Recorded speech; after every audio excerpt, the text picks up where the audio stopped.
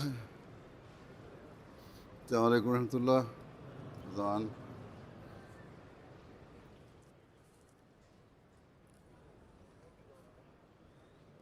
الله أكبر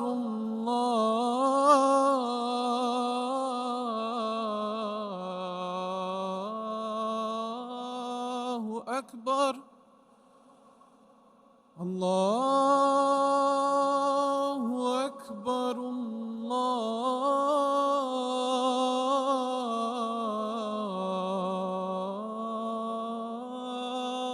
الله أكبر. أشهد أن لا إله إلا الله.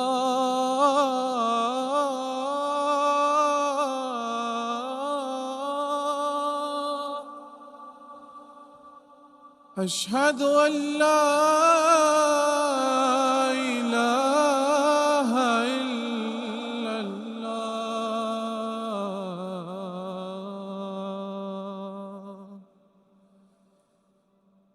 أشهد أن محمدًا رسول الله.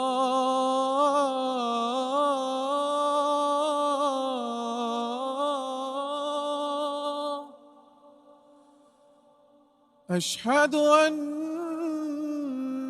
محمدًا رسول الله.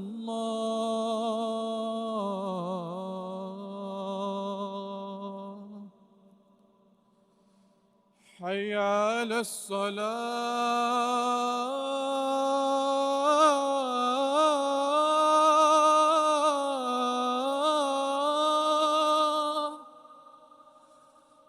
حي على الصلاة.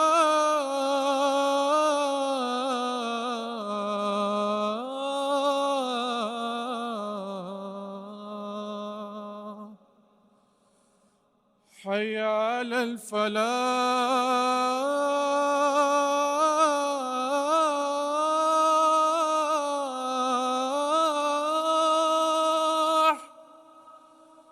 حي على الفلاح.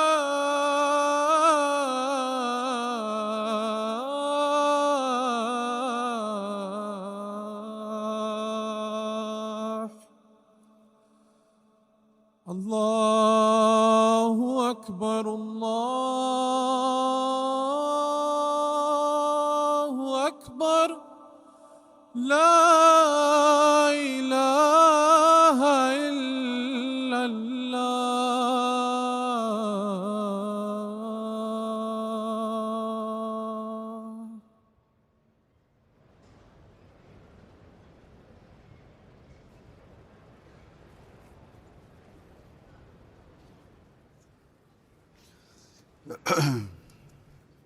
السلام عليكم ورحمة الله.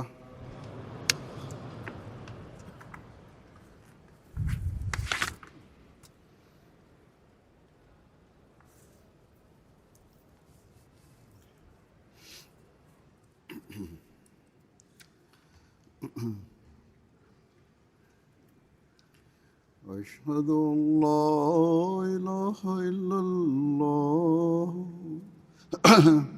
وحده لا شريك له وأشهد أن محمدًا عبده ورسوله.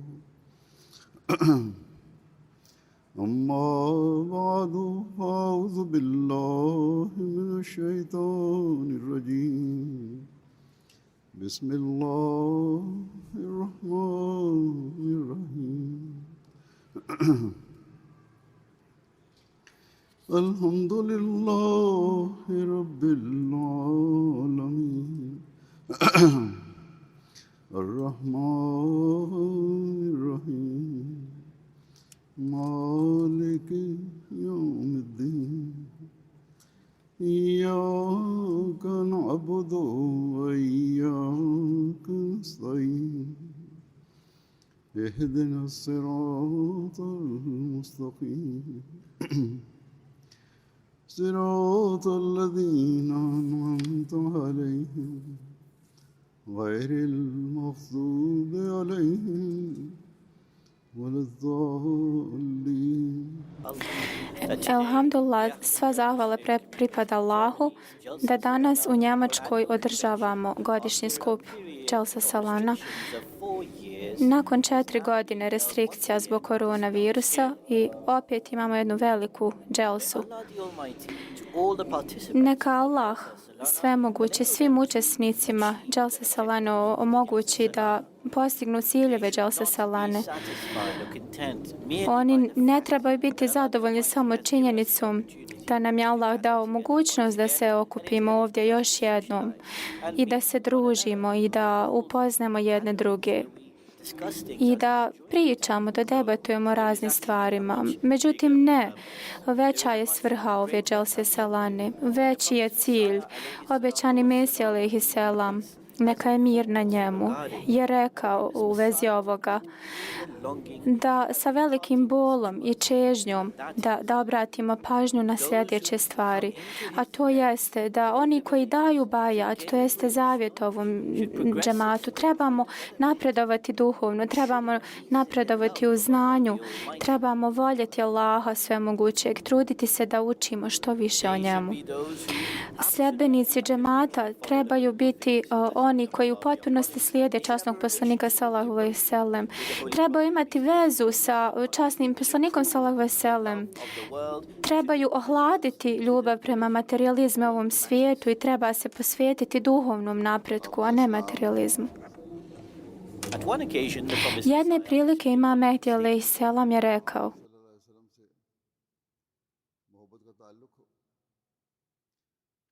svim onim koji žele da uđu u sistem džemata i koji su članovi džemata trebaju znati da oni ljudi koji daju bajat i koji su članovi džemata, ljubav prema ovom svijetu treba biti mala i treba biti ohlađena i treba te slijediti poslanika sallallahu alejhi ve sellem i ta ljubav treba biti dominantna.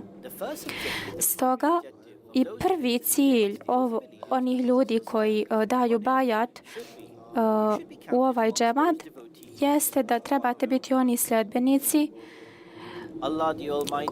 oni sljedbenici koje Allah dželešanuhu i poslanik sallallahu alejhi ve sellem vole i da mi volimo časnog poslanika sallallahu alejhi ve sellem. Također da iz vaše svake riječi i djela da treba ovo biti svjedočiti. Ove godine Ahmedija muslimanski džemat u Njemačkoj sada slavi 100 godina, znači 100 godišnjicu od osnivanja džemata u Njemačkoj. Članovi džemata u Njemačkoj su veoma sretni što se tiče toga, uzbuđeni su. Tako da ove godine mi pravimo dželsu nakon 100 godina, znači ovo je jedna 100-godišnjica džemata. Mnogi ljudi izražavaju svoju ljubav i svoju radost zbog ovoga. Sigurno jeste ovo jedna velika vesela stvar, zato što prije 100 godina na današnji dan Allah dželešanuhu je kroz obećanog Mesiju alejhi selam omogućio jednu prelijepu islamsku poruku islama da dođe u ovakve zemlje kao što je Njemačka. U stvari Imam Mehdi alejhi selam je došao ovdje, njegova poruka je došla ovdje, ali to je tehnički više od 100 godina. Tako da ono što moramo pratiti i moramo paziti da u toku ovih 100 godina šta smo mi zapravo postigli tokom ovih 100 godina? Do kojeg stepena smo mi sačuvali našu vjeru, našu religiju? Kada je Ahmedija džemat započeo, samo je bila šačica ljudi ovdje, a onda također okolnosti u Pakistanu su se pogoršale i svijet je napredovao i također mnogi ljudi su migrirali u ovu zemlju. Znači mnogi ljudi iz Pakistana su se preselili u Njemačku samo zato što su bili Ahmedi, što su bili progonjeni u Pakistanu. I kao takav rezultat Ahmedijat se proširio u Njemačkoj jer su ljudi u Pakistanu nisu bili u mogućnosti da praktikuju svoju vjeru, svoj Ahmedijat, zato što ima mnoge zabrane u Pakistanu. Tako kada dođete ovdje, I sada imate religijsku slobodu koja vam je ovdje garantirana, da možete slobodno i otvoreno iskazati svoju vjeru. Tako da ovo je slučaj.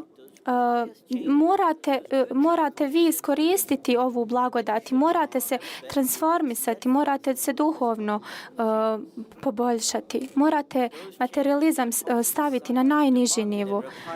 Imam Mehdi zahtijeva to od nas, Imam Mehdi alejhi selam, da zaista napravimo promjene u nama i da se trudimo, da trebamo popraviti duhovno stanje. Također našu djecu da povežemo sa vjerom i religijom, da ih upoznamo sa džematom, da oni budu pripadnici, iskreni pripadnici, sljedbenici mama Mehdi alejhi selam. I ako ovo postignemo, onda će to biti ta zahvalnost i iskrenost. I tek onda možemo reći da mi zaista slavimo 100 godina, 100-godišnjicu džemata. Ono što se, ako nismo to postigli, onda samo slijedimo puste tradicije da slavimo 100 godina, onda to nema nikakve koristi. To je samo tradicija u kojoj mi slavimo 100 godina.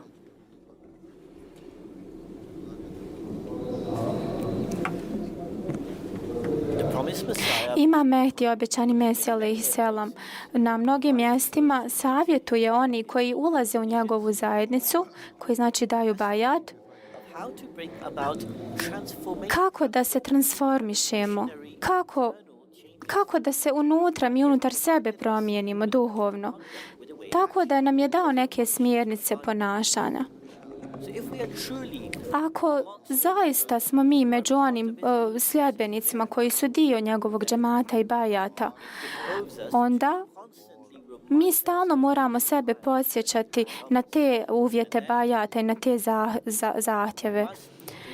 Mi moramo da se pobrinemo, da mi zaista praktikujemo ono što kažemo, da naša djela prate naše riječi. Moramo razmišljati da li mi ispunjavamo zahtjeve imama Mehdi alejhi selama, davanja bajata, da li slijedimo svi 10 uvjeta, da li je da smo samo ušli u ovaj džemat, a nastavljamo da živimo u materializmu i u ovom svijetu, a zaboravljamo naš glavni cilj. Da li je to da mi upadamo u zamku ovog svijeta i sjaja ovog dunjaluka, da li mi zaboravimo glavni cilj ovog bajata? Ako ste to zaboravili, ako ste to zanemarili, onda samo slavljenje 100 godina džemata je beskorisno. U ovom vremenu sada ću vam predstaviti neke isječke iz pisanja imama Mehdi alejhi selam.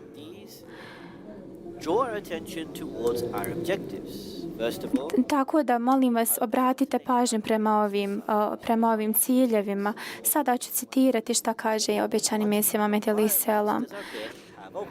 Šta bajat želi od nas? Imam Mehdi alejhi selam kaže: ne mislite da samo tako ako ćete dati bajat, dati zakletvu vjernosti, da će vam Allah oprostiti. Ovo je samo jedna školjka, to jeste jedna vanjska forma, a ono što je bitno jeste unutra. Zakon, Allahov zakon, jeste da jeste školjka, znači školjka nema nikakvu korist, međutim unutra Allahov zakon jeste da ona ima kiselinu unutra, ta kiselina jeste korisna. Nekim ljudima fali unutrašnjost, tako da su neki ljudi samo kao ljuska od jajeta, znači fali jaje unutra, fali to žumance, tako da mi možemo baciti samo tu ljusku, jer nema žumance i bjelance unutra. Tako da je ovo jedna sličnost. To možemo porediti sa osobom koja samo da bajat, ali zapravo nema dijela koja prati tu ljusku, znači to jaje, ako se samo malo slomi, onda ćemo mi baciti tu ljusku koja zapravo nema unutrašnjost. Ljudi koji se udalje od džemata, tako je njihovo stanje. Imam Mehdi alejhi selam kaže, oni koji kažu da vjeruju imama Mehdija koji su dali bajat, oni trebaju da analiziraju šta sam ja, jesam li ja ta ljuska ili sam ja unutrašnjost. trebate analizirati sebe. Da li imate unutrašnjost, da li imate ljubav, požrtvovanost, učenja, slijeđenja džemata, posvetu islamu. Ili možda mi to možda iskreno ne slijedimo. Tako da zapamtite, Allah svemogući ne prihvata samo ljudsku. Allah dželešanuhu prihvata našu bit, našu duhovnost. Mi ne znamo kada ćemo umrijeti, ali je ono sigurno da ćemo umrijeti. Ali samo biti zadovoljan formom, trebamo se truditi da postanemo istinski Ahmedi. Tako da nemamo nikakvu korist samo od ljudske, od vanjštine. Tako da trebamo prihvatiti smrt.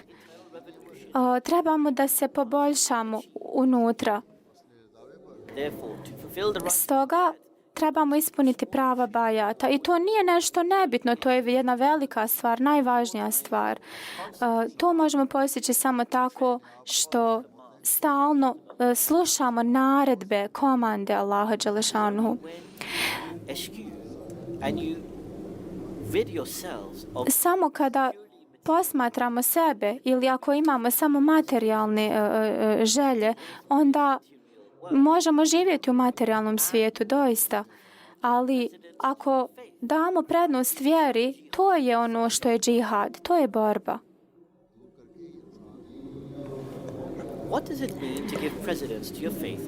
Šta znači dati prednost vjeri u odnosu na materijalne stvari? Da li znači da kompletno trebamo ignorisati svijet? Objašnjavajući ovima Mehdi alejhi selam je rekao, ne mislim da treba musliman postati lijen. Islam ne pravi nikoga lijenim ili slabim. Da li u poslovima, trgovini, biznisima, vi morate biti najbolji u tome. Ali ono što ne volim jeste da ne dajete uopšte vrijeme za Allaha dželešanuhu. Tako da u vrijeme trgovine, biznisu ili poslovu, okrenite se vašim poslovima. Ali kada se treba bojati Allaha, budite prvi u tome. Tako da morate paziti na vrijeme namaza, ne zaboravljajte vrijeme namaza u svojim poslovima i uvijek dajte prednost vašoj vjeri.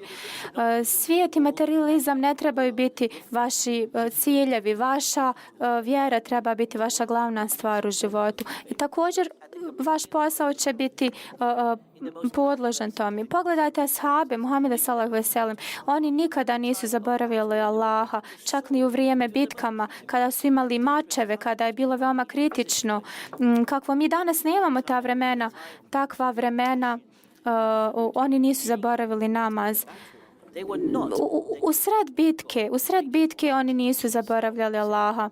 Oni nisu prestali obavljati namaz. Oni sve radili u ime Allaha. Tako da ljudi trebaju muslimani trebaju napredak, ali ne trebaju zaboraviti Allaha. I zaista i danas generalno muslimani su zaboravili Allaha. Oni imaju puno govora, ali njihovo stanje je jako loše. Ono što oni rade jeste uspješno za svijet i materializam, ali sve dok la ilaha illallah nema jednog Boga osim Allaha, to trebate staviti duboko u vaša srca i to treba osvijetliti vaša srca i u vaša djela. Ako to nije slučaj, onda Islam neće nikada napredovati. Ako uzmete, vidite zapadne zemlje kako se razvijaju, oni su bogati. Oni imaju neke druge dobrobiti. Vama je data knjiga, ne zaboravite.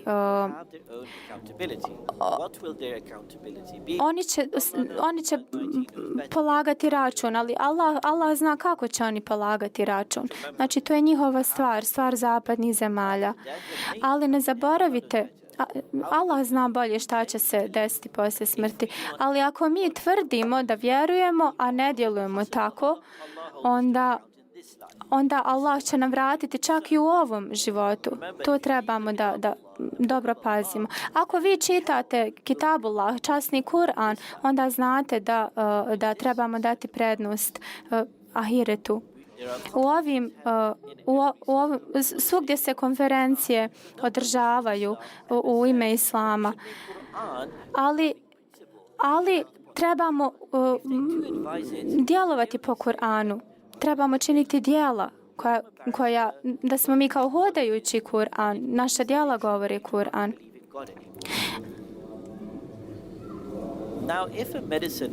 Sada ako lijekovi, na primjer, ne djeluju nakon što nam je doktor dao te lijekove, onda nam treba novi recept. Ali ovdje neuspjeh slijedi neuspjeh.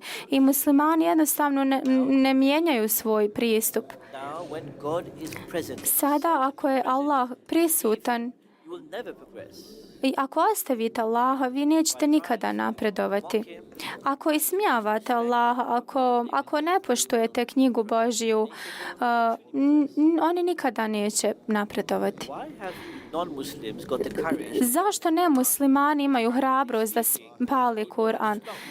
Zato što naši muslimani, ljudi koji vjeruju Allaha, oni su prestali praktikovati islam. Zato njima to daje, imaju tu hrabrost. Tako muslimani su krivi zato što su oni spali Kur'an. Imam Mehdi, obećani Mesih alejhi selam, kaže samo je jedan dio istinskog napretka. To jeste da prepoznamo Allaha, da živimo vjeru o kojoj pričamo. Sada ako ovo kažemo o svjetovnim ljudima, modernim ljudima, oni će se nama smijati, oni će se nama ismijavati. Oni ne vidi ono što mi vidimo. Imam Mehdi alejhi selam kaže ako muslimani ne poštuju Kur'an i ne djeluju po Kur'ani, onda uništenje je, slijedit će uništenje od Allaha. Tako da ne možemo jedno govoriti, a drugo raditi. Stanje muslimana danas nije sjajno. Oni govore o religiji, međutim njihova djela ne pokazuju to. Ukratko, stanje muslimana svugdje je katastrofa. Tako da smo veoma zabrinuti za stanje muslimana. Ako date prednost vašoj vjeri umjesto svjetovnim stvarima, Imam Mehdi alejhi selam kaže postoje dvije vrste ljudi. Jedna osoba je ona koja prihvati islam, a onda postane potpuno predana samo poslovima. Šeitan spopadne takvu osobu. Ja ne kažem da je zabranjeno napredovati u svjetovnim poslovima. Ashabi su također, ali oni su dali prednost njihovoj vjeri.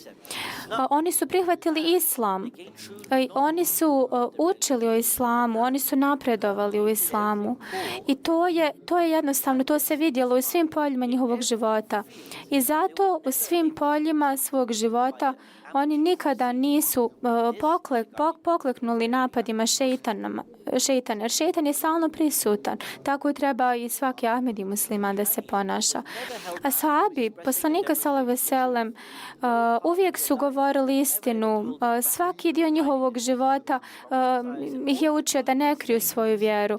Imam Mehdi alejhi selam kaže da oni ljudi toliko budu zaljubljeni u svijet, šejtan ih napadne, iskušenja razna, strasti, iskušenja ih preplave.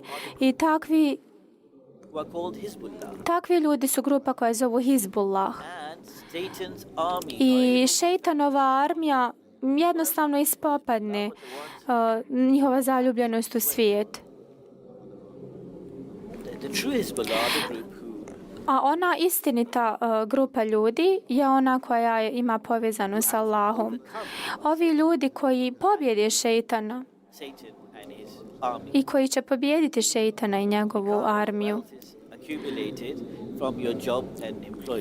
Znam da vi imate novac i prihode od vaših poslova, ali također ako stičete vjeru, i to je jedna vrsta trgovine. To je ono što Allah kaže.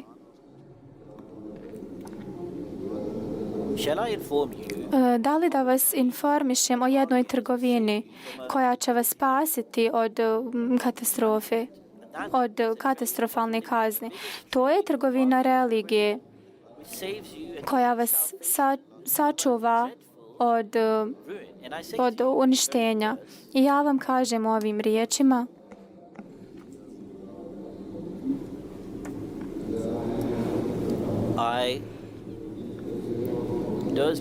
oni ljudi koji ja ne želim da ljudi otklone strast prema poslu. Ja ne želim da oni ne rade. Ja ne želim lijene ljude. Također lijene ljude šejtan spopadne. Ljudi trebaju napredovati u svojim poslovima. To nije pogrešno. Nije pogrešno pitati pitanja, nije pogrešno raditi, nije pogrešno napredovati.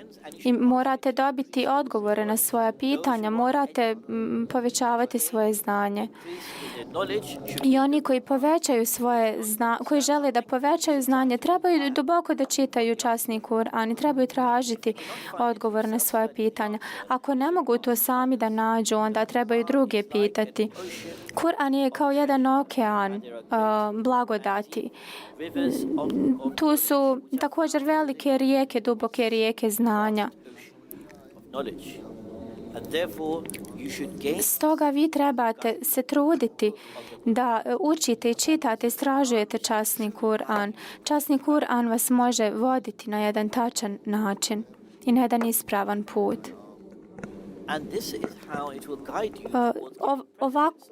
To će vas naučiti da date prednost vjeri, a ne ovom svijetu. Stoga mi moramo da ocijenimo koliko nas ima koji zaista proučavamo časni Kur'an, koji uče časni Kur'an, koji djeluju po časnom Kur'anu ili proučavaju časni Kur'an. Samo da vam privučem vašu pažnju da trebate učiti časni Kur'an i to je naredban. Imam Mehdi alejhi selam kaže, zapamtite, časni Kur'an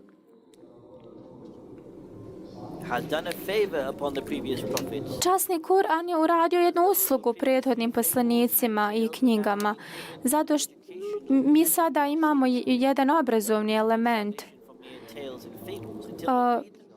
Mi ne želimo bajke i priče. U časnom Kur'anu ima Allahova moć, Allahova blagodat nama.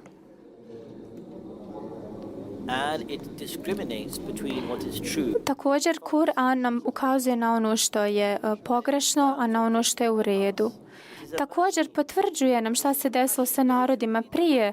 To je milost za nas. Oni koji čitaju časni Kur'an, koji se trude da ga razumiju, to su ljudi, a oni koji ga ne razumiju zapravo ga ne čitaju dovoljno. Allah dželešanuhu kaže, ovo je svjetlo, Allahovo svjetlo, ono što ima božansko znanje. Ljudi koji se trude da shvate Kur'an, a imaju ljudi također koji ga ne shvataju i samo žele bajke i priče da uzmu iz Kur'ana. Allah to ne voli. Mi trebamo slijediti istinsko učenje časnog Kur'ana. Kako mi možemo da prihvatimo onda takve stvari? Ja opet ponavljam, oni koji su se povezali sa mnom i koji su dio ovog džemata, Allah dželešanuhu je uspostavio ovaj pokret, ovaj džemat, da zapravo pokaže istinsko tumačenje, istinsko učenje Islama. Ja želim da vi na jedno praktičan način, praktično znanje, da tako unaprijedite svoju vjeru. I Allah me zadužio za ovu svrhu. Ali časni Kur'an nije knjiga bajki i priča. Časni Kur'an je jedna duboka filozofija. Često Ahmedi pitanju da ako često čitaju Kur'an, oni će dobiti odgovor na sva pitanja od toga. Tako da mi stalno govorimo o raznim temama iz časnog Kur'ana i ljudi su zadivljeni tim temama. Oni su jednostavno zadivljeni učenjima časnog Kur'ana. Mi trebamo u potpunosti živjeti po časnom Kur'anu. Ovo je jedan vodeći princip, jedan tarbijat, jedno također nepobjedivo oružje. Znači, učenje Kur'ana je pobjedivo oružje protiv svih neprijatelja Islama. Za osobu koja želi dati prednost vjeri, a ne svijetu, je da najvažniji aspekt je da treba imati vezu sa Allahom dželešanuhu. Kada naučite zabrane, naredbe Allahove iz časnog Kur'ana, दीन को दुनिया पर मुकद्दम करने वाले के लिए सबसे अहम बात यह है कि इसका खुदा ताला से भी ताल्लुक पैदा हो जाए। onda to treba biti u povezanosti sa onim koji vam je dao te komande. Allah vam je dao te komande. I to samo treba biti uspostavljeno kroz ibadet, kroz obožavanje, kroz namaz. I najbolja forma toga jeste namaz, molitva. Stoga svaki Ahmedi treba ocijeniti kakvo je naše stanje namaza, dove. Da li mi ispravno uklanjamo namaz? Da li mi imamo vezu sa Allahom dželešanuhu? I tek onda možemo reći da smo razvili naše stanje i mir, unutrašnji mir i sreću. Imam Mehdi alejhi selam kaže, moje vjerovanje jeste da ako neko želi da se spasi od raznih nesreća, nevolja, oni se trebaju povezati sa Allahom, trebaju se reformisati do tog nivoa da jednostavno kaže, ja više nisam ista osoba kao prije. Allah u časnom Kur'anu kaže,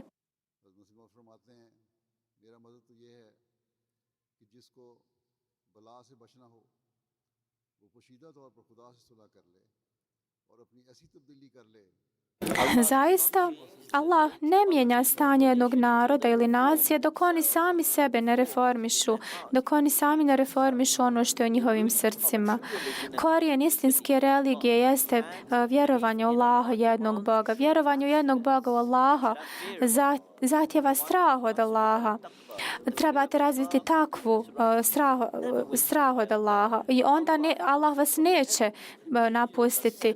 Meleci će biti poslati. Šta je veće od toga da jedna bogobojazna osoba može vam pokazati čuda, znakove?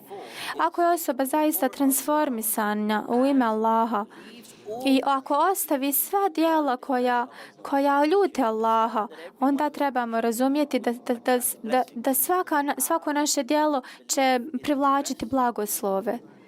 In the belief that everything will occur when it is allowed in the heavens. It's certain when Allah connects with someone, Allah će nas povezati ako smo bogobojazni.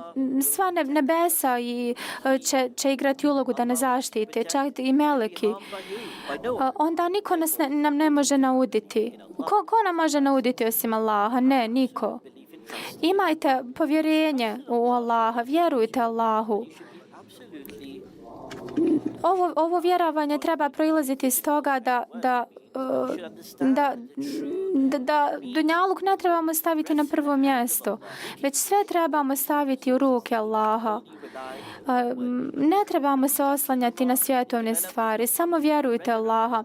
Budite tačni i precizni u vašim namazima, iskreno, tačno klanjajte namaz, bit ćete spašeni svih nemoralnih dijela, postaćete nova osoba. Ne možete biti, niko vam ne može biti prijatelj osim Allaha. Nebesa će biti sretna s vama. A ako je Allah sretan s vama, onda on može popraviti sve vaše svjetovne probleme. Sve ono što je neispravno može postati ispravno. On može popraviti sve ono što se nama čini da se čak ne može popraviti.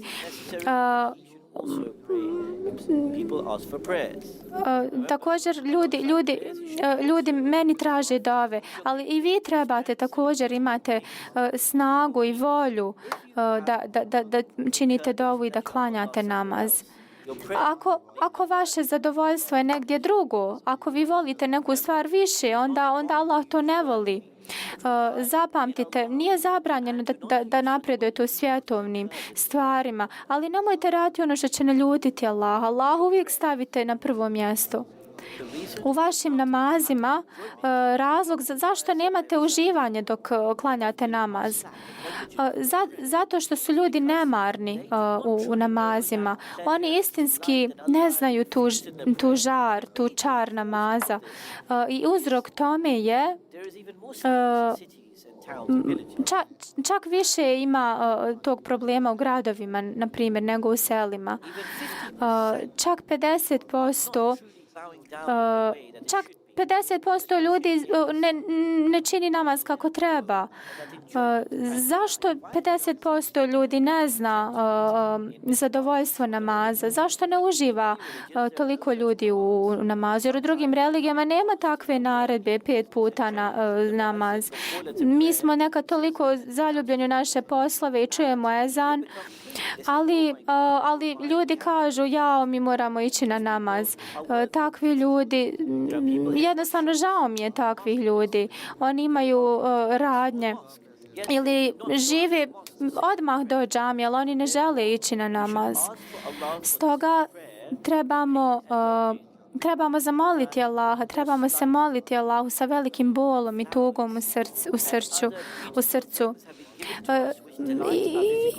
Isto kao, na primjer, vidimo cvijeće i ono lijepo miriše i lijepo ga je gledati. Također, ako klanjamo namaz, to će poboljšati naše duhovno stanje. Ako, na primjer, vidite nešto lijepo, naravno osjetit ćete to. Ako vidite nešto ružno, također ćete to osjetiti. I onda i ako nemate vezu sa Allahom, slično tako, oni koji ne razumiju molitvu, oni misle da je to teret. Na primjer, ujutro morate ustati iz vašeg kreveta, rano je, ali zapravo oni ne razumiju suštinu namaza. Oni misle da je to teret, takvi ljudi. Oni ne razumiju bit, srž namaza. Kako će onda oni spoznati tu blagodat, ljepotu namaza? Pogledajte, na primjer, alkoholičar, osoba koja pije alkohol, piće sve više i više alkohola da bi dobio prvobitno uživanje. Sada mudra osoba će uraditi na drugačiji način. Osoba će sve više i više obavljati namaz dok ne postigne taj nivo uživanja. Isto tako kao što alkoholičar pije sve više i više alkohola da ima euforiju, tako jedan vjernik će klanjati i činiti dovu sve više i više da bi postigao vezu sa Allahom dželešanuhu, također da postigne unutrašnji mir i duhovnost. I samo ovakva istinska ljubav, istinska duhovnost.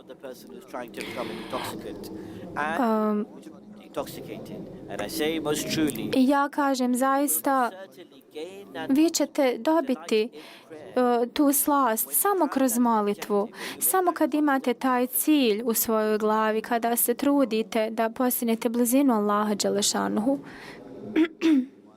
Now, virtues can cancel or can overlook vices. Trebate znati da naša loša djela mogu postati dobra. Trebate se moliti Allahu, o Allahu, zaštiti nas od loših djela. I molite Allaha da da blagoslove vama. Dobra djela i namaz odvraća od loših djela. Namaz vas sprječava od loših djela. Nekad vidimo da ljudi koji obavljaju namaz čine loša djela, međutim oni samo čine namaz u suštim pokretima. Oni ne shvataju dubinu namaza. Allah naziva takve ljude hasanat. Značenje, razlog zašto Allah naziva ovakve ljude hasanat jeste da ti ljudi ne shvataju bit molitve. Molitva, namaz treba da nas spriječi od činjenja loših djela. Tako da takva vrsta namaza će odvratiti od loših dijela. Tako da namaz nije samo sušta forma, treba obratiti pažnju na suštinu, na bit namaza. Tako da moramo mi sami sebe ocijeniti. Da li mi imamo taj unutrašnji mir i smirenost? Da li se mi oslanjamo više na materijalne stvari? Ako želimo da sačuvamo naš namaz, onda moramo slijediti bajat, uvjete bajata. Moramo ispuniti naše ciljeve. Sada moramo povećati naše znanje, moramo izbjeći napade šejtana. Šta treba biti veza ono koji slijedi i ono koji ne slijedi? Kao na primjer učitelj i učenik. Učenik ima korist od svog učitelja. Također, mi koji smo sljedbenici trebamo imati korist od našeg učitelja. Ali ako učenik ne napreduje, ako ne uči od svog učitelja, onda zaista ne može napredovati. Tako, u ovom pokretu, Ahmedija muslimanskom džematu, mi moramo povećati naše religijsko znanje i duhovnost unutar samih nas. Onaj koji traži istinu ne smije ostati mira, ne smije stajati, sjediti na jednom mjestu. Inače vas šejtan sigurno napasti, jer šejtan jedva čeka da vas napadne sa svih strana. I insects and other things it becomes a means of many illnesses and sickness that is stationary water. This is the same state of a person Osoba koja je mirna, na primjer ako zalijemo zemlju, vidjet ćemo mnoge insekte ili korov. Tako da osoba mora napredovati, mora se kretati. Ne smijete ostati na svom mjestu, morate tražiti znanje. Naš časni poslanik sallallahu alejhi ve sellem, i on je najsavršenija osoba na svijetu, ali on je stalno govorio rabi zidni ilma, Allahu povećaj moje znanje. Tako da zašto smo mi samouvjereni da je nama dosta znanja, da mi mislimo da znamo nešto? Kako osoba napreduje u svom znanju, u svom vjerskom znanju, onda ćete naučiti da mi moramo popraviti neke stvari, moram naučiti neke stvari. Ponekad osoba u nekoj određenoj stvari, možda kao dijete, na primjer, koje uči oblike ili neke dijagrame, dijete misli da to nema nikakvu vrijednost. Ti, na primjer, neki geometrijski oblici, oni nemaju, ili algebra, možda matematika, to je za dijete ništa. Jednostavno, dijete misli da je to gubljenje vremena. Obećani Mesija sam kaže slično, kada osoba postane starija, ili dijete koje misle da geometrija nema nikakve koristi, kad to dijete malo sazrije, onda će shvatiti da geometrija jeste vrijedna, na primjer. Slično tako u stvarima duhovnog razvoja možemo misliti da nešto nije bitno, ali kako se razvijamo duhovno, vjerski, onda ćemo očiti da jeste, to je imalo korist. Ako ne poboljšamo našu duhovnost, onda ćemo početi činiti neke nemoralne stvari. Kako ćemo ojačati ako ćemo imati stalnu sumnje čak i u najmanjim stvarima ili nećemo izvršavati obične komande Allahove, onda postoji strah da ćemo mi izgubiti, skrenuti s pravog puta. Mnogi ljudi su se spotakli, skrenuli s pravog puta jer nisu povećavali svoje znanje. Oni su imali pogrešne interpretacije, pogrešne tumačenja Kur'ana ili Islama. Nisu čitali knjige imama Mehdija alejhi selama. Ako čitamo, ako se trudimo, onda ćemo povećati naše vjerovanje u Allaha dželešanhu. Također ćemo napredovati u našoj vjeri, u Islamu, Ahmediju. Također za djecu, molim vas, imajte pažnju prema djeci. Imam Mehdi alejhi selam kaže, ako ste dali bajat ovoj zajednici, i ako vjerujete zaista u onda ono što ću sada reći jeste pod uputom Allaha dželešanuhu i časnog poslanika sallallahu alejhi ve sellem.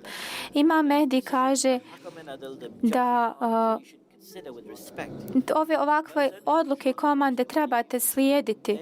Osoba koja istinski vjeruje treba povećati svoje znanje i duhovnost, nego samo upadati u nemoralna djela, strasti ili loša djela. Allah dželešanuhu kaže: की निगाह से देखो। फरमाया कि जो शख्स ईमान लाता है उसे अपने ईमान से यकीन और इरफान तक तरक्की करनी चाहिए। zaista हाँ ये कि वो फिर जन में गिरफ्तार हो। याद रखो जन मुफीद नहीं हो सकता। बज़निया पैदा zaista खुदा ताला खुद फरमाता है istina je istina. ला युगनी To je nešto što vas može učiniti korisnim. Ako na primjer mislite ružne stvari, onda nećete moći ostati u ovom. Ako vas Allah učini bolesnim, nećete čak moći piti ni vodu, čak ni jedan dan na ovom svijetu. फरमाया यकीन के बगैर कुछ नहीं होता। अगर इंसान हर बात पर बज़नी करे Takvi ljudi koji uvijek vjeruju koji imaju sumnje, oni padnu pod utjecaj šejtana i oni ne vjeruju ni u šta zapravo. Tako da nemojte uvijek misliti pogrešno o svemu ili tražiti zlo u svemu ili sumnju u svemu. Zato Kur'an kaže da misliti loše o drugome ili imati sumnju o drugome ili o bilo čemu ne može donijeti ništa dobro. Imam Mehdi alejhi selam jeste sudija. I čak i ako nakon ovoga, nakon bajata imate sumnje i pitanja, onda vaša vjera je slaba. Vaša vjera je ispunjena sa sumnjama. Takva vjera vam neće dati dobrobiti. Ali ako istinski vjerujete da ima Mehdi alejhi selam jedan sudija, mi smo ga prihvatili kao imama Mehdija, onda gledajte na vaša djela, gledajte na ono što radite. Tako da ćete tek onda slijediti sve naredbe časnog poslanika sallallahu alejhi ve sellem. Časni poslanik sallallahu alejhi ve sellem kaže da ima Mehdi će doći koji će biti sudija. On će suditi između lošeg i dobrog. Ne možemo samo reći mi vjerujemo, ali ipak imamo neke sumnje u našem srcu. Imam Mehdi alejhi selam traži one koji su iskreni, sadik, one koji su istinite, iskrene. Onda ja vjerujem da oni ljudi koji me odbiju i koji me kritikuju i koji me ispituju, oni nisu me istinski upoznali. Ako ste me prihvatili, ako ste me prihvatili i onda ste me optužili, onda takva osoba čak i više je nesretna, više je slijepa. Istinska stvar jeste da zato je Isa alejhi selam rekao, poslanik nije nikad ismijavan već od svog naroda i nikada nije vrijeđan već samo od svog naroda. Tako da poslanik mora proći kroz vrijeđanje, mora proći kroz iskušenja. Uvijek su ljudi ismijavali poslanike. I ako sam ja poslanik, onda je to prirodno, onda je to normalno da me ljudi ismijavaju. Tako da je put Imam Mehdi će se pojaviti u vremenu kada će biti teško vrijeme i svi poslanici su bili ismijavani. Ali ako ljudi duboko mi daju šansu, ja ću im pokazati ko sam i šta sam. Imam Mehdi kaže, ja ću im pokušati objasniti, ali oni su puni mržnje i puni su ljubomore i zavisti. Pa kako ja mogu njima pokazati? Čak i sada, nakon tolikih godina, 133 ili 134, nakon mnogih božanskih znakova, ako osoba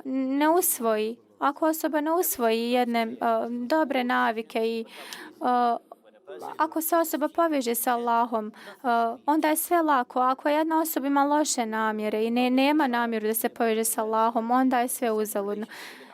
Imam Mehdi alejhi selam kaže da kada Ibn Arabi je rekao da kada Imam Mehdi kaže kada Imam Mehdi dođe, da će osobe reći da Imam Mehdi promijenio vjeru. I to su takvi napadi sada i laži takvi.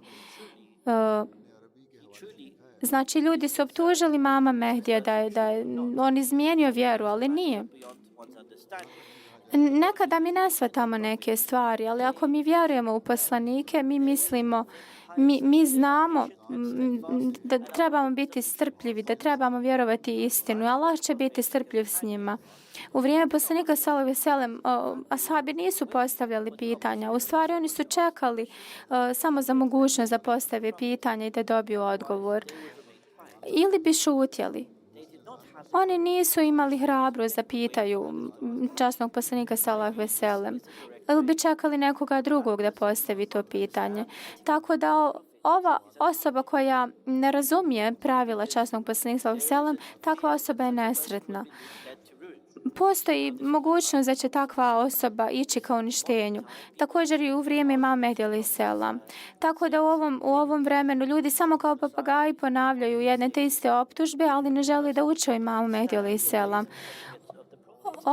Osobe ne razumiju zakone poslanika i osobe ne žele da vjeruju i takve osobe će biti vođene ka uništenju. Oni nisu prihvatili poruku, nisu pokušali da razumiju poruku. Tako da njihovo stanje ne dozvoljava da ne budu slijepi. Oni ne shvataju zašto su oni u takvom stanju. Ovo je vrijeme koje je bilo predskazano časnog poslanika sallallahu alejhi ve sellem. Znakovi su se pojavili. Pa čak mogu barem malo istražiti o znakovima i o Imamu Mehdiju alejhi selam. Potrudite se bar malo. Svako u svijetu poriče i smijava, ali naša dužnost je da pokušamo da ih spasimo i da proširimo poruku Imama Mehdija alejhi selam svakoj osobi, ne samo muslimanima, već svima oko nas, bilo koje vjere, ili ako su ateisti, ako nemaju vjeru. Mi imamo puno posla da uradimo. 100 godina džemata u Njemačkoj, nismo bili u stanju da proširimo poruku islama svim Nijemcima. Moramo se više potruditi. Moramo proširiti poruku. I također obratiti pažnju na tabligh i obratiti pažnju na zadatke. Također broj 1 među Arapima trebamo da proširimo poruku i broj 2 Evropljanima. Arapi broj 1 zato što zaista mnogo Arapa čak ni ne zna da je uspostavljen ovaj pokret, Ahmedija muslimanski džemat. Svaki Arap nije čuo našu poruku. Čak i ako jesmo se potrudili, više smo se potrudili nego prije. I poruka je došla do neprijatelja, do naših protivnika. I dosta Arapa je čulo poruku Ahmedijata kroz naše neprijatelje protivnike. Dosta njih nazivaju Kadijanijama ili drugim imenima. Svaka laž, svaka neistina, oni su prenijeli takve neistine i drugim ljudima, Arapima. Međutim, mi im nismo pokazali naše istinsko učenje našeg džemata. Imam Mehdija alejhi selam kaže da je to naš zadatak, da prenesemo našu poruku. Onda je to grijeh ako mi tako ne uradimo. Onda su tu Evropljani koji zaista, koji su daleko od Allaha. Stanje Evrope jeste da oni su potpuno slijede materializam. Potpuno slijede čari ovog svijeta. I generalno govoreći, on nije briga ni za šta. Nekad naša omladina također upadne u ovu zamku, u materializam i u svjetovnost. Trebamo im reći da taj pravac vodi ka uništenju. Nemojte biti da utiču na vas takvi ljudi. U zapadnim razvijenim zemljama ne budite iznenađeni da Evropa se razvija naučno i razvija se u svim mogućim sferama. To je jedan normalan način da kada se nebeska vrata zatvore, onda se zemaljska vrata otvore. Nikad nije slučaj da su poslanici donosili neke svjetovne stvari ili izume, već duhovne stvari. Ovo svi trebamo imati na umu, da nismo prihvatili Ahmedijat samo da zaradimo za ovaj život. Mi smo Ahmedijat prihvatili da uspostavimo živu vezu sa Allahom dželešanhu. Ovo moramo prenijeti svima u svijetu i trebamo ispraviti, poboljšati ovaj naš život, ukrasiti ga dobrim djelima. O svom dolasku Imam Mehdi alejhi selam kaže glavni cilj mog dolaska, znači dolaska obećanog Mesija alejhi selam, jeste da se dobar moral širi i da ljudi uspostave blizinu, vezu sa Allahom dželešanu. Allah je vaš objektiv, Allah je vaš glavni cilj. Allah treba biti vaš cilj obožavanja. Također da spomenem širk, obožavanje nešto pored Allaha dželešanuhu. Širk također može značiti da vas ego zaposjedne, i to je forma širka. Imaju razne forme širka, kada nešto stavimo u jednakosti sa Allahom. Ahlak, moral, to znači da svu svoju snagu iskoristimo da poboljšamo sebe. Naravno, ne trebate, ako posjećete ruku, naravno nećete imati nikakvu korist od toga. Ali sposobnosti koje imate, onda trebate koristiti u pravo vrijeme na pravo mjesto i na način kako to Islam zahtijeva od nas. To znači da, na primjer, ako koristite vaše sposobnosti u pogrešno vrijeme, naravno da ćemo imati posljedice. Za sve ima vrijeme i način. Tako da ako čujete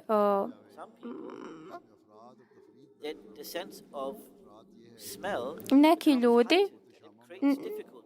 ljudi, na primjer, izgube čulo mirisa i to postane za njih teško, ili čulo sluha. Naravno, njima postane život težak.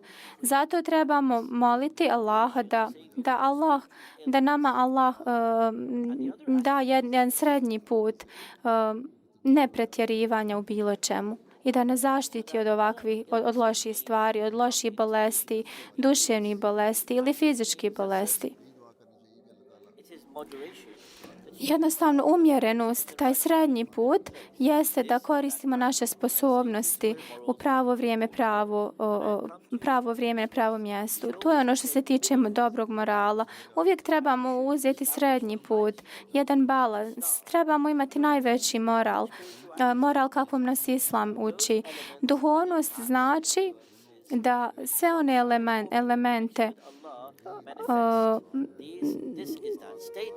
elemente da se povežemo sa Allahom dželešanhu.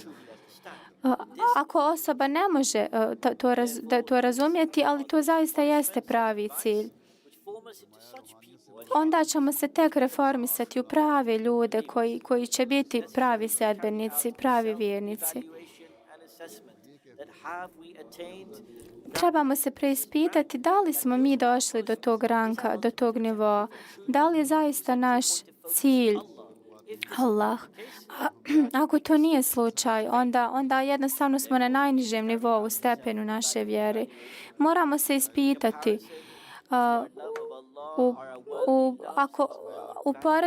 Ako zaista volimo Allaha, onda ovaj svijet ne treba imati nikakav značaj za nas. I trebamo obratiti pažnju na naše džamije. Trebamo dati prava našim džamijama. Ako smo sagradili džamije, onda trebamo biti zabrinuti kako ćemo napuniti te džamije i kako ćemo doći na namaz u tim džamijama. Svaki ahmedi treba sebe pitati da li imate tauhid, Božje jedinstvo.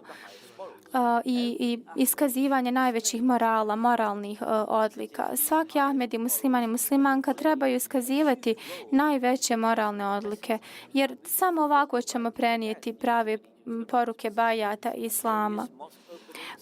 Na mnogim otvaranjima džamija na koje ja idem, onda vidim da gosti spominju o djelima, o moralima.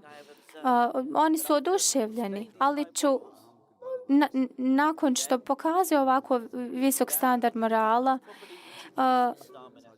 mi Ahmedi ne prikažemo Ahmedijet baš u pravom svjetlu.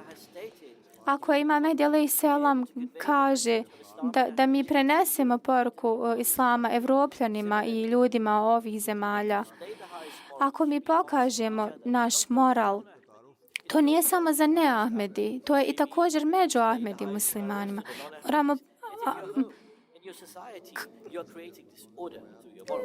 Moramo moral u našim porodicama i među našom rodbinom pokazati, ne samo prema ne Ahmedima.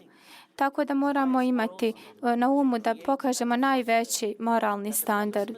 Imam Mehdi, obećani Mesija alejhi selam, je došao u duhu časnog poslanika sallallahu alejhi ve sellem, koji je rekao da samo možemo dosjeći visoke nivoe bogobojaznosti ako shvatimo da ispunimo Allahova pravila, Allahova prava i prava njegovih stvorenja. Muslimani i nemuslimani, da oni vide ljepotu u našim karakterima, da nas djeca vide zaista kao naše uzore. Tek onda možemo reći da smo se mi promijenili. Amir Sab Njemačke me nedavno upitao šta treba biti cilj za naših sljedećih 100 godina u Njemačkoj.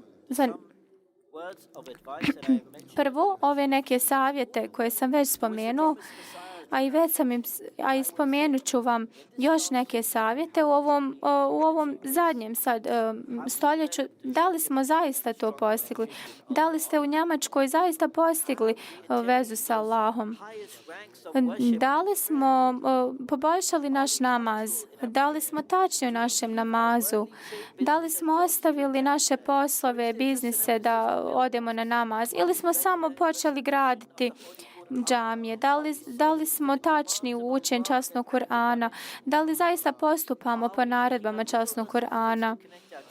Da li našu djecu učimo o džematu ili smo samo zabrinuti za njihovo obrazovanje, da budu najbolji u obrazovanju? Da li smo zabrinuti za njihovo religijsko obrazovanje?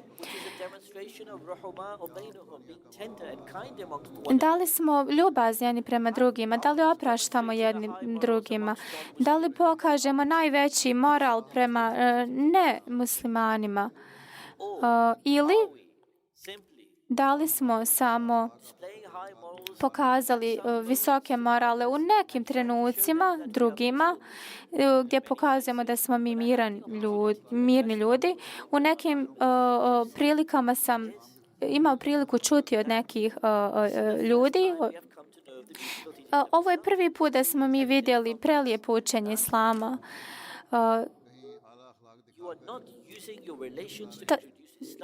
Tako da vi trebate se poboljšati. Koja je poenta dijeliti letke o 100-godišnjici džemata kad vi ne radite ono što pričate? Tako da prvo trebate ispitati standarde. Da li ste dali prava Bogu i Božjim stvorenjima? Da li smo mi ispunili te standarde? Prema mom mišljenju niste baš ispunili sve te zadatke. Ako vi sami trebate reći, vi sami trebate smisliti šta ćete raditi narednih 100 godina. Vi trebate učiti iz učenja obećanog Mesija alejhi selam. Mi želimo osvojiti srca ljudi širom svijeta. Želimo ih ubijediti u jedinstvo Allaha. Mi želimo ljude staviti pod zastavu časnog poslanika sallallahu alejhi ve sellem. I u ovom kontekstu svaki od nas mora da se ispita na kojem smo nivou. Moramo ući ovo novu stoljetnicu džemata u Njemačkoj, trebamo dati prednost vjeri, a ne svijetu. Trebate dobro zapamtiti ovo. Također morate stalno savjetovati svoju djecu i buduće generacije o ovome, da se poboljšaju, da slijede vjeru, da ih trenirate duhovno i moralno, da i ovakvu strast prema vjeri trebate se truditi da usadite iz jedne generacije u drugu, da nas Allah dželešanuhu uputi da postupamo ovako.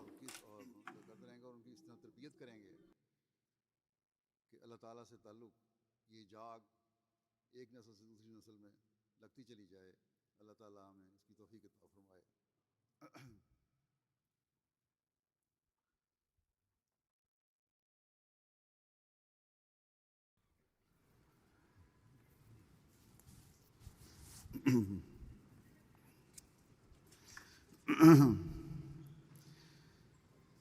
الحمد لله نحمده ونستعينه ونستغفره ونؤمن به ونتوكل عليه ونعوذ بالله من شرور أنفسنا ومن سيئات أعمالنا من يهده الله فلا مضل له ومن يضلل فلا هادي له ونشهد أن لا إله إلا الله ونشهد أن محمدا عبده ورسوله عباد الله رحمكم الله إن الله يأمر بالعدل والإحسان وإيتاء ذي القربى وينهى عن الفحشاء والمنكر والبغي يعظكم لعلكم تذكرون اذكروا الله يذكركم وادعوه يستجب لكم ولذكر الله أكبر